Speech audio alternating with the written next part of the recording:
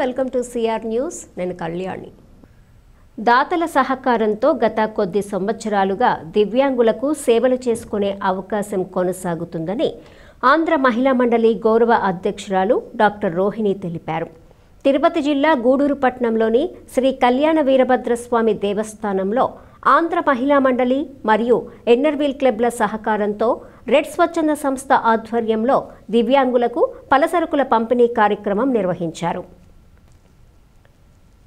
ప్రతి నెల 5వ తేదీన ఆంధ్ర మహిళా మండలి మరియు ఎన్నర్వీల్ క్లబ్ల సహకారంతో రెడ్ స్వచ్ఛంద సంస్థ ఆధ్వర్యంలో దివ్యాంగులకు పలసరుకుల పంపిణీ కార్యక్రమం ఆనవాయితీగా నిర్వహిస్తున్నారు.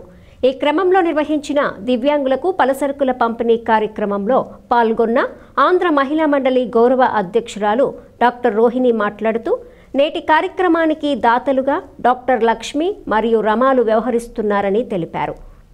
సహృదయం కలిగిన వారు పేదలు మరియు దివ్యాంగులకు సేవా కార్యక్రమాలు నిర్వహించేందుకు ముందుకు రావాలని పిలుపునిచ్చారు.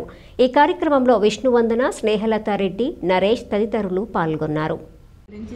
వెంకటేశ్వర్లు చక్కగా వివరించారు. వారికి మా ధన్యవాదాలు. మాకు ఈరోజు దాతలుగా వ్యవహరిస్తున్న డాక్టర్ లక్ష్మి మరియు కొమ్మలపూడి రమా గారికి మా 2 క్లబ్బుల తరఫున హృదయపూర్వక ధన్యవాదాలు. వారు మా క్లబ్లో చాలా యాక్టివ్ మెంబర్సు. ఏ కార్యక్రమాలకైనా కూడా వాళ్ళు ధారాళంగా వాళ్ళు సహాయ సహకారాలు అందిస్తారు. ఇది ప్రతి సంవత్సరం వాళ్ళు ఈ నెలలో ఇద్దరు కలిసి ఇస్తున్నారు. ఇలాగే ముందు కూడా చేయాలని కూడా నేను కోరుకుంటున్నాను. వారికి భగవంతుడు ఆయుర ఆరోగ్య ఐశ్వర్యాలు ఇవ్వాలని కూడా నేను కోరుకుంటున్నాను.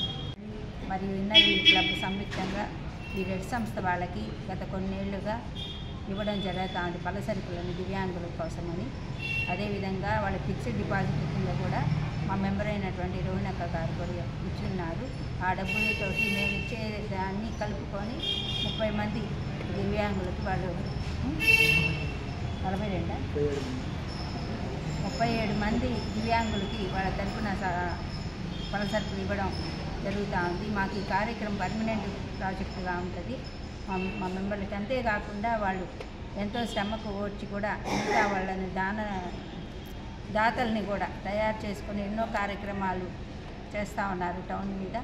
ఈరోజు మాకు ప్రముఖ దంత వైద్యురాలైనటువంటి డాక్టర్ జయలక్ష్మి గారు మరియు కొమ్మలపూడి రమ ప్రతి సంవత్సరం కూడా పర్మనెంట్గా వాళ్ళు మాకు ఈ కార్యక్రమాన్ని సహకారం అందిస్తూ ఉన్నారు. వాళ్ళకి మా క్లబ్ తరఫున ధన్యవాదాలు తెలియజేస్తాం. మహిళా మండలి ఇన్నర్వీల్ క్లబ్ ద్వారా ప్రతి నెల 5వ తేదీ వీరభద్రస్వామి గుడిలో రెడ్ సంస్థ వాళ్ళ ఆధ్వర్యంలో మేము ఈ కార్యక్రమాన్ని చేస్తున్నాము. ఈరోజు స్పాన్సరర్స్గా డాక్టర్ లక్ష్మి, కొమ్మలపూడి రమక్క వాళ్ళు మనీ స్పాన్సర్ చేశారు. వాళ్ళకి ప్రొవిజన్స్ అన్నీ ఇచ్చేదానికి ఎవ్రీ మంత్ మా మెంబర్స్ ఎవరో ఒకరు హెల్ప్తో ఈ కార్యక్రమం చేస్తున్నారు. ఇది నిరంతరాయంగా 7 years నుంచి జరుగుతుంది.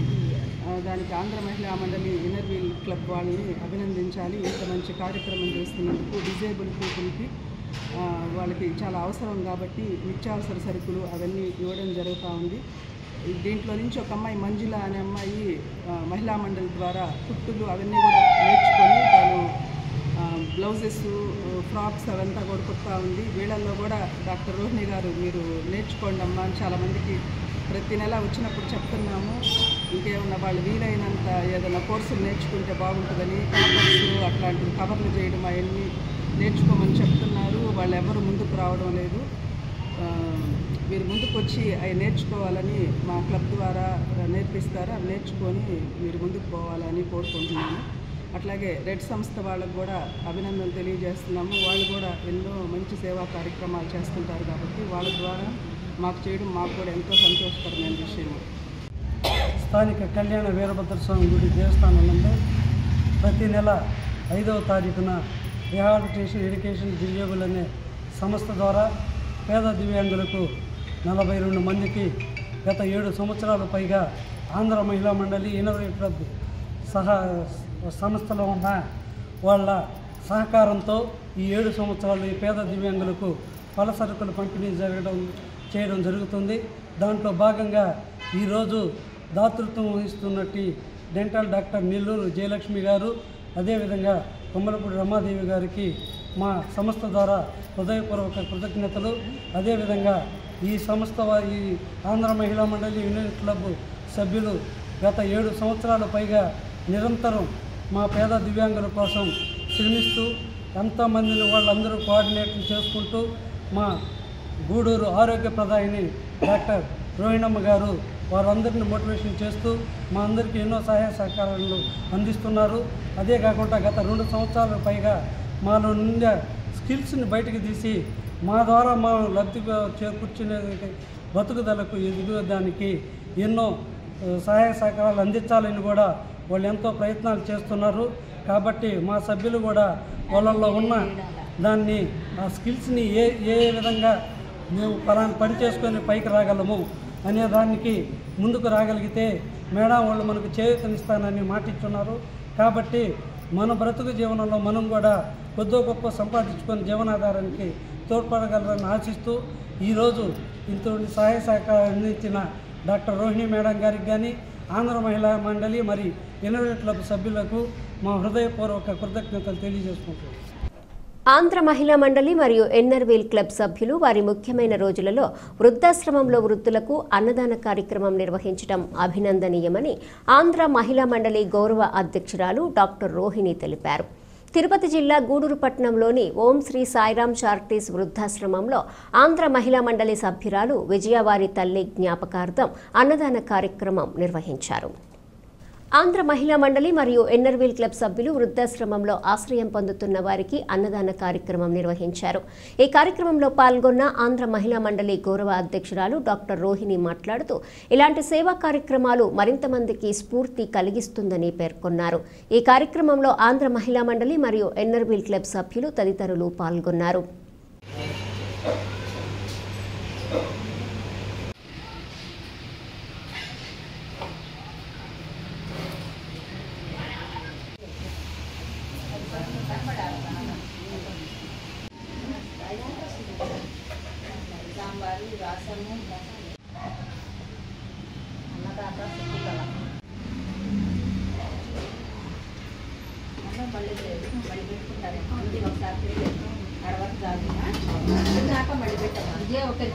సాయిరాం చారిటబుల్ ట్రస్ట్ నందు ఈ దినము విజయాక మా మెంబర్ అయినటువంటి విజయాగారి అమ్మ వాళ్ళ జ్ఞాపకార్థం చనిపోయి ఉన్నారు. ఆమె జ్ఞాపకార్థం ఈరోజు అన్నదాన కార్యక్రమం కూడా చేపట్టడం జరిగింది. వాళ్ళ అమ్మగారు కూడా నాకు బాగా తెలుసు. ఎంతో నెమ్మదిగా బాగుండేవాళ్ళు, మాతో పక్కనే ఉండేవాళ్ళు మాకప్పుడు. తర్వాత ఇక్కడ కళ్యాణి గత కొన్ని సంవత్సరాలుగా ఎంతోమంది దాతలని ద్వారా ఈ ట్రస్ట్ అభివృద్ధికి ఎంతో సహాయ సహకారాలు అందిస్తూ దీన్ని ఎంతో డెవలప్ చేశారు. తనకి పట్టణంలో ఉండేవాళ్ళు చాలామంది సహాయాన్ని అందిస్తూ ఉంటారు. తన శ్రమకి మనం ఎంత చెప్పినా తన కష్టము. పెద్దవాళ్ళని చూడడం అనేది చిన్న పని కాదు. మనం ఇంట్లో ఒకరో ఇద్దరు ఉంటేనే చాలా ఇబ్బంది పడిపోతూ ఉంటాం. అటువంటి ఇంతమందిని అంతో ఇంతో తను చేయగలిగినటువంటి కృషిని చేసి వాళ్ళకి సహాయాన్ని అందిస్తున్నందుకు ఆమెకు మా 2 క్లబ్ల తరఫున ప్రత్యేక ధన్యవాదాలు తెలియజేస్తున్నాను. డాక్టర్ సిఆర్ రెడ్డి ఆరోగ్య సంజీవిని పథకం ద్వారా డాక్టర్ సిఆర్ రెడ్డి కుటుంబ సభ్యులు ప్రతి నెల ఎయిడ్స్ వ్యాధిగ్రస్తులకు పౌష్టికాహార పంపిణీ కార్యక్రమం నిర్వహించడం, ఈ పథకంలో మమ్మల్ని భాగస్వాములుగా చేయటం ఆనందంగా ఉందని గూడూరు ప్రభుత్వ ఏరియా ఆసుపత్రి సూపరింటెండెంట్ జరీనా బేగం తెలిపారు. తిరుపతి జిల్లా గూడూరు పట్టణంలోని ప్రభుత్వ ఏరియా ఆసుపత్రిలో డాక్టర్ సిఆర్ రెడ్డి ఆరోగ్య సంజీవిని పథకం అమలు చేశారు. డాక్టర్ సిఆర్ రెడ్డి కుటుంబ సభ్యులు ప్రగతి సేవా సంస్థ ఆధ్వర్యంలో ప్రతి నెల గుర్తించిన 30 మంది ఎయిడ్స్ వ్యాధిగ్రస్తులకు ప్రతి నెల డాక్టర్ సిఆర్ రెడ్డి ఆరోగ్య సంజీవిని పథకం ద్వారా పోషకాహార పంపిణీ కార్యక్రమం నిర్వహిస్తున్నారు. ఈ క్రమంలో స్థానిక గూడూరు ప్రభుత్వ ఏరియా ఆసుపత్రిలో ఎయిడ్స్ వ్యాధిగ్రస్తులకు పౌష్టికాహార పంపిణీ కార్యక్రమం నిర్వహించారు. ఈ సందర్భంగా గూడూరు ప్రభుత్వ ఏరియా ఆసుపత్రి సూపరింటెండెంట్ జరీనా బేగం మాట్లాడుతూ ఎయిడ్స్ వ్యాధిగ్రస్తులు సరైన పౌష్టికాహారాన్ని తీసుకుంటూ వైద్య సలహాలు పాటిస్తూ ఉంటే ఆరోగ్యాన్ని మెరుగుపరుచుకోవచ్చని సూచించారు. ఇలాంటి పథకాన్ని ప్రవేశపెట్టి అమలు చేస్తున్న డాక్టర్ సిఆర్ రెడ్డి కుటుంబ సభ్యులకు ధన్యవాదాలు తెలిపారు. ఈ కార్యక్రమంలో ఆసుపత్రి సిబ్బంది, వైద్యులు, ప్రగతి సేవా సంస్థ సభ్యులు పాల్గొన్నారు. ఇప్పుడు 2 డాక్టర్లు వచ్చినారు, మనకి కొత్తగా వచ్చారు. రెగ్యులర్గా ఉంటారు ఆ డాక్టర్స్. వాళ్ళ సలహాలు సూచనలు తీసుకొని రెగ్యులర్గా మందులు అంటే ఒక్కరోజు కూడా మానకుండా ఒక్క నెల కూడా మానకుండా జాగ్రత్తగా తీసుకుంటూ ఇప్పుడు మాకు చెప్పేది వాళ్ళ కంప్లైంట్ అదే. చాలామంది డిఫాల్ట్ అవుతున్నారు, రెగ్యులర్గా రావట్లేదు. మీరు రెగ్యులర్గా వచ్చి మెడిసిన్ తీసుకొని మీ ఆరోగ్యాన్ని కాపాడుకోవాలని కోరుకుంటున్నాను.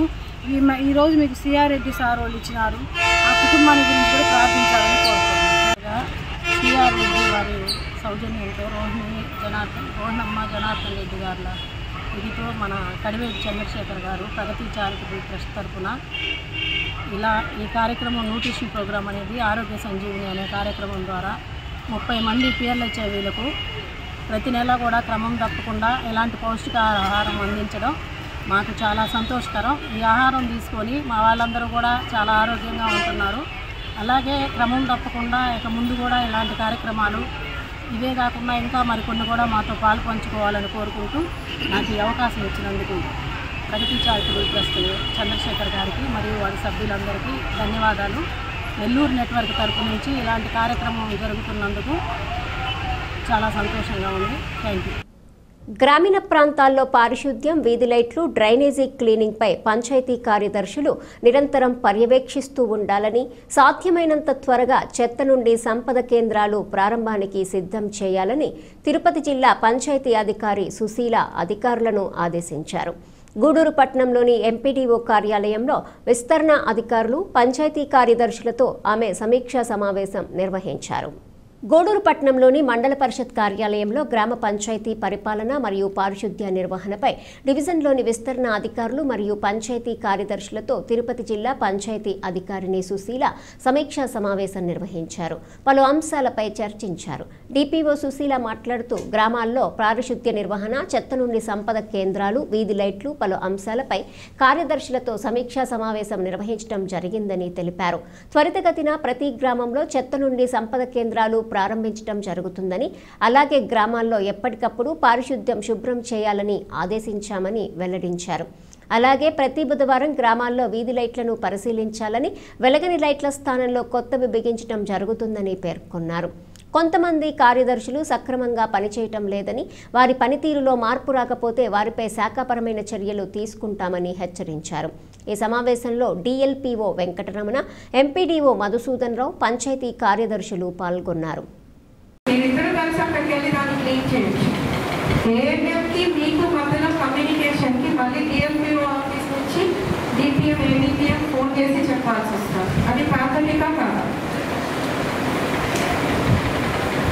మీరెందుకు మీ ఏఎన్ఎంతో డైరెక్ట్ కమ్యూనికేషన్ పెట్టుకోవాలి.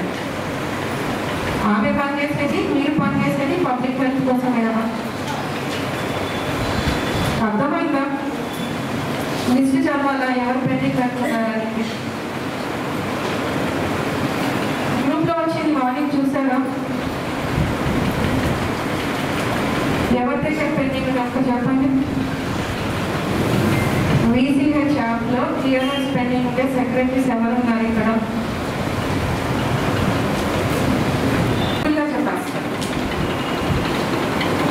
పొద్దున్న రాగానే ఆఫీస్కి ఒకసారి అన్ని యాప్స్ లాగిన్ అయిపోయి ఓపెన్ చేసుకుంటే నాది పెండింగ్ ఉందా లేదా, నాది పెండింగ్ ఉందా లేదా, ఎలా అంటే క్లియర్ చేయండి. 10-12 టాస్క్లు ఉంటాయి. ట్యాంక్ ఉంటుంది, క్లోరినేషన్ ఉంటుంది. మీకు తెలుసు ట్యాంక్ నిండే టైం తెలుసు. కొన్ని ట్యాంక్స్ నైట్ నిండుతాయి, కొన్ని ట్యాంక్స్ పగలు నిండుతాయి. ఏ ట్యాంక్లో ఎప్పుడు బ్లీచింగ్ కలపాలనేది మీకు తెలుసు. అయిందా లేదా? ట్యాంక్ క్లీన్ చేసేది 15 రోజులకు ఒకసారి. మొబైల్లో రిమైండర్ పెట్టుకోండి. లాస్ట్ టైం 2వ తేదీ క్లీన్ చేశాను, మళ్ళీ 17వ తేదీ డెడ్ లైన్ వస్తుంది. డెడ్ లైన్ వచ్చి లిస్ట్లో ఎందుకు కనిపించాలి? 16న క్లీన్ చేద్దాం అనుకోని చేసేసి అప్లోడ్ చేస్తే అయిపోతుంది కదా. స్టాక్ ఎంట్రీ, చెత్త, ఈరోజు ఎంత వేస్ట్ కలెక్ట్ చేశారు, ఏం చూపిస్తున్నారు?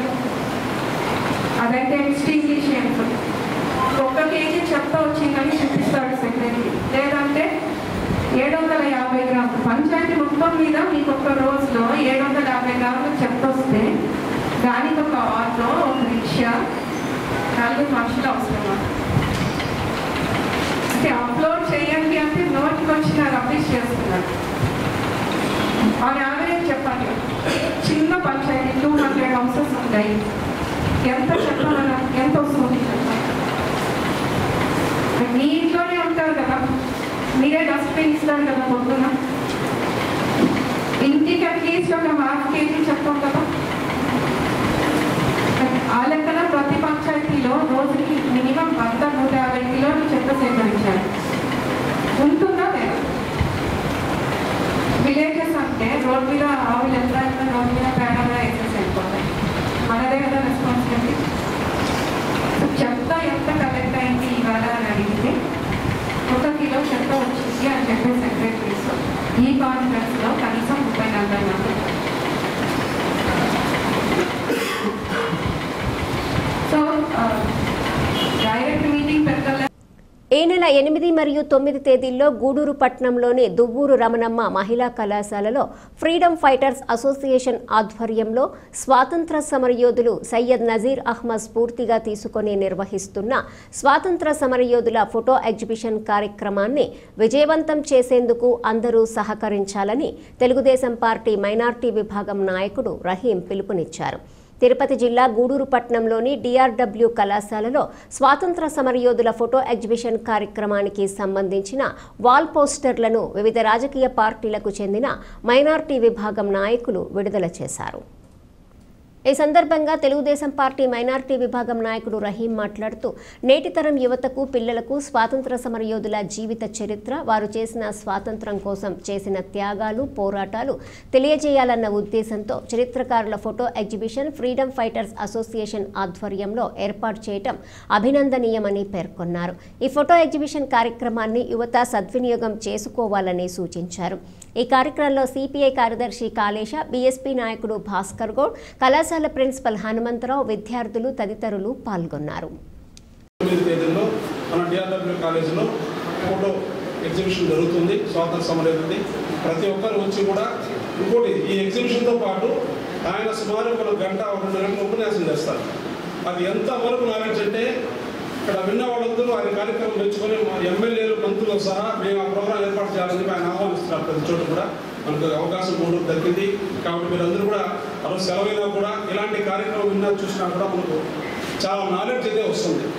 చరిత్ర మీరు చెప్పగలిగే వాళ్ళు అవుతారో మంచి అవకాశం కాబట్టి దీన్ని సద్వినియోగపరచుకోవాలని మీరు అందరూ ఒకసారి కోరుకుంటూ ఇలాంటి కార్యక్రమానికి మాకు వేదిక ఏర్పాటు చేస్తున్నారు. ఈ 4వ తరం, 5వ తరం, 6వ తరం వరకు వెళ్ళి నిజంగా స్వాతంత్ర సమరంలో పాల్గొని ఎవరైతే మనకు స్వాతంత్ర్యానికి ఏదో పాటుపడ్డారో అలాంటి సమరయోధులు ఎంతమంది అయితే ఉన్నారో వాళ్ళందరి చరిత్రను వెలికి తీసి వాళ్ళ యొక్క ఫోటోలతో కూడా తైలవంత చిత్రం ఒకటి తీసుకొని వచ్చి ఎగ్జిబిషన్ చేస్తూ ఇప్పుడు దేశవ్యాప్తంగా 546 కార్యక్రమాలు నిర్వహించారు.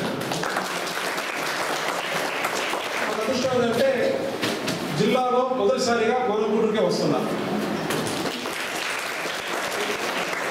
తెలుసుకోవాల్సినట్టు మనం చరిత్రలో కొన్ని పేర్లు తెలుసుకుంటాం. దాంట్లో ఇది చరిత్ర వక్రీకరించడం కాదు, వాస్తవం చెప్పడం యొక్క ఆయన యొక్క ముఖ్య ఉద్దేశం. ఎందుకంటే మనకు కొంతవరకు పాఠ్యాంశాల్లో ఒక వ్యక్తి గురించి ఈయన చేసాడని తెలుసుంటుంది, కానీ చరిత్రలో అది కాదు. అది చరిత్ర వక్రీకరించి రాయబడింది కొన్ని చోట్ల. దానికోసంగా కూడా ఆయన ప్రూఫ్స్ తీసుకుని నిరూపించబడి భారత ప్రభుత్వాన్ని కూడా తెలియజేస్తున్నారు. కాబట్టి అంత గొప్ప వ్యక్తి ఇక్కడికి వచ్చి మనకు చరిత్రను తెలియజేసే విధంగా ఇక్కడ ఫోటో ఎగ్జిబిషన్ ఏర్పాటు చేస్తే మాకంటే కూడా ఇప్పుడే పెద్దలు చెప్పారు.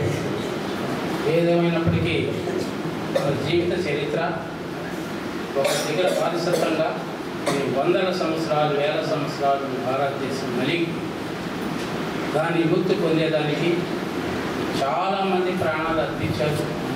భగత్ సింగ్ గారు, సుభాష్ చంద్రబోస్ గారు, ఇలాంటి వాళ్ళు.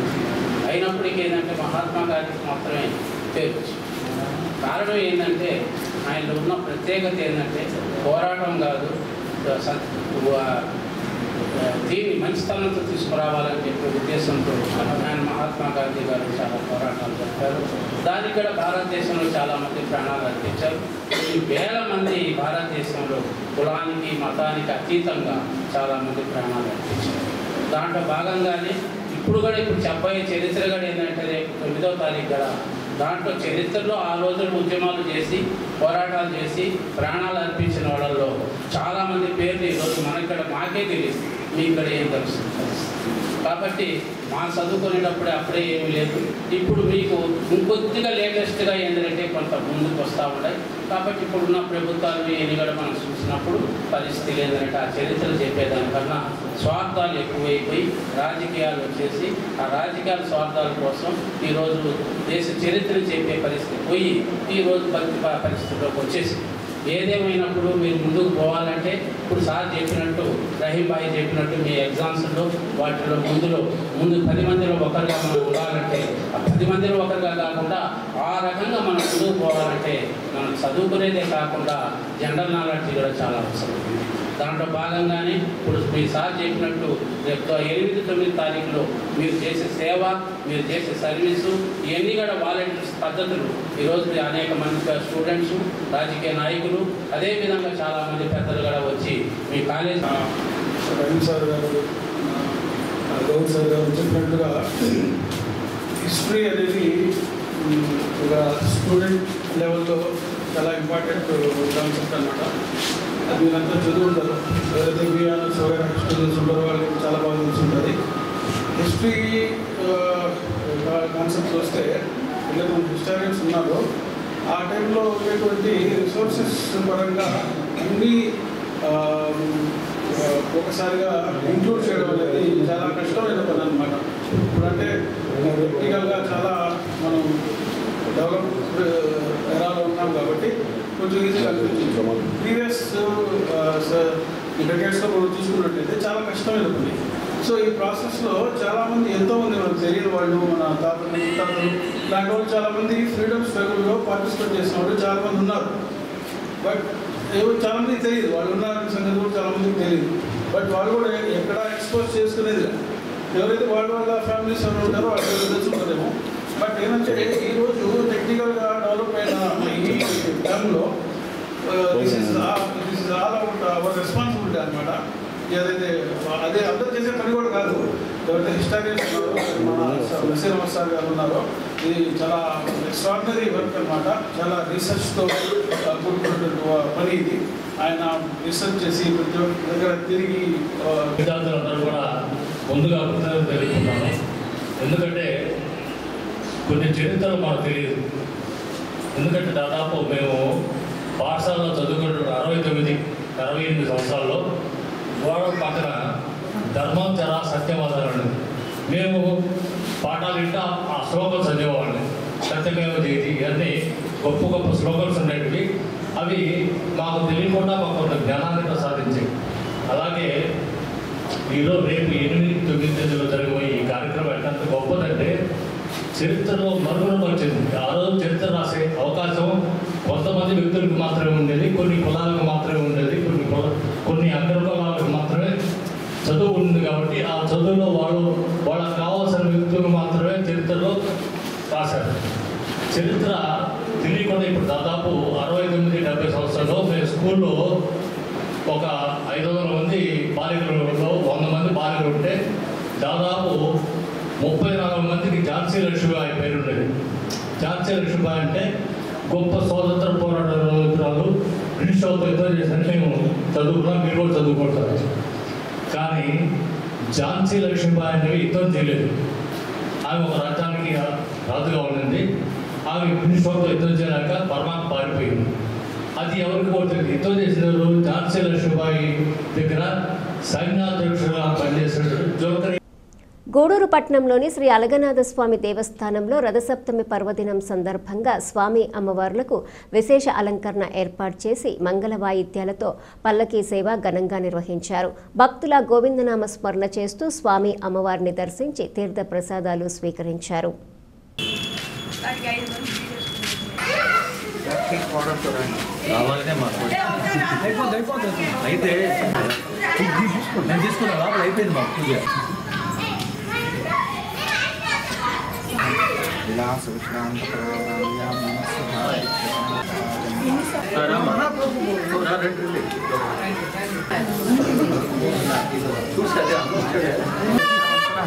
हरि ओम